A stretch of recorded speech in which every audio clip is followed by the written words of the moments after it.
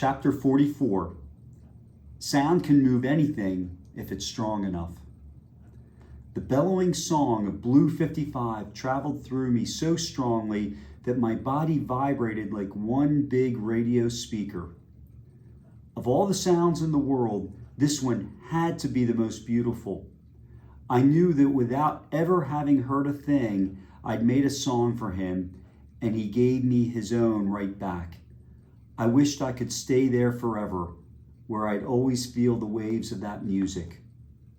The cold and the need for air were the only things that could tear me away. I grabbed for the surface while 55's music still rippled the water. He swam back to me, nudging my side like he was making sure I was okay. We surfaced together, then swam toward the boat. I raised my hand to wave. Andy stood up near the front. She pointed at me as she said something to the driver. Then she turned to me and her mouth formed the question, "Iris?" I nodded and smiled, even though I was shivering. The man tossed me a life preserver. Before grabbing on for them to pull me aboard, I rested a palm on the side of the whale's face to tell him goodbye. "Keep singing, Blue 55. As the boat drove us towards the sanctuary building, I was thinking the cold water must have frozen my brain. It looked like my parents were waiting for me on the dock. Frozen as I was not hallucinating. My parents stood there, arms around each other on the dock in front of the sanctuary, along with Grandma.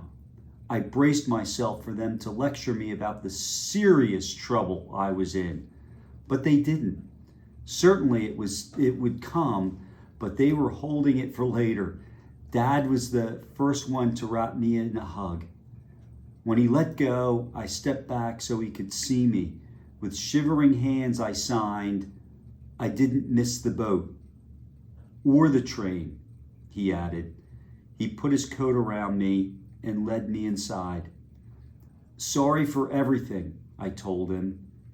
"Am I grounded for life?" He nodded. "Maybe longer." Totally worth it.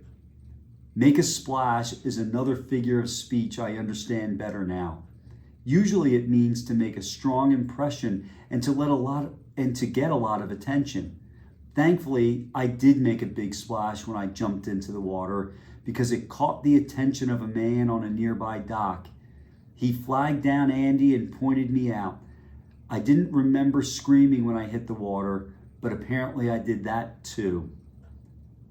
After my email to Mom asking her not to blame Grandma for our trip, my parents had guessed that I'd gone looking for the whale. My postcard from Alaska was a bigger clue, and all they had to do then was search online for news about Blue 55. They got on a plane to Oregon and drove to Lighthouse Bay where they met Andy. My punishment would wait until we got home. For now, they wanted to see me and know that I was all right. And I was. Grandma and I would head back to the ship to finish the cruise, then fly home together. We promised not to make any more detours. Mom didn't say much. She mostly just held me. Now and then she pulled away to brush back my damp hair and look at me like she was making sure I was really there before holding me again like she'd never let go. I hugged her back to let her know that I was okay and that everything was okay with me. Andy brought me another cup of hot chocolate. That helped to warm me up along with Dad's coat and the blankets the staff gave me. While my clothes dried, I changed into a sanctuary t-shirt and a pair of pajama pants I had packed after we picked up my backpack from the jetty. I did get that tour Andy had promised, even though we weren't at her sanctuary in Appleton. The staff let her show me around and introduce me to all those animals I'd been on the website. Computer screens in one of the offices showed graphs with wavy lines that moved up and down. They looked like the graphs I'd seen in articles about whale songs. Andy pointed out the labels for each one, showing where the hydrophones were that picked up the whale songs. A line on the last graph moved up and down close to the line labeled 55 hertz. Blue 55's graph, showing what he was singing. Andy slid a notepad between us and wrote, "Have you thought about what you'll be when you grow older?" I shrugged.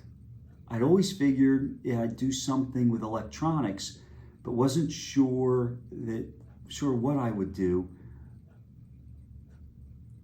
After all this, Andy pointed to the computer screens, and what you did with the song is called acoustic biology. People in the field study sounds that animals make when communicating. I could work with sound and whales, like those scientists I'd read about who study whale songs making migration maps. I learned the song of this whale and I will learn it for others. Andy added, "You'll be good at it," then crossed it out beneath the word, you are good at it. Before we left the sanctuary, Dad held my hand as we stood at the window to watch Blue 55 swim throughout the bay. He would stay or he would move on. After swimming in warmer waters for the winter, maybe he'd come back here and to this place where he'd heard his song, and he'd remember a girl who swam with him when it was first played. He and Mara, the young blue whale, might learn to communicate with each other just a little, and she'd grow older. As she grew older, Mara would look and sound more like his mother. They didn't speak the same language, but once in a while, one of them might say the right thing. They'd have that much, and that would be worth coming back for. Thank you.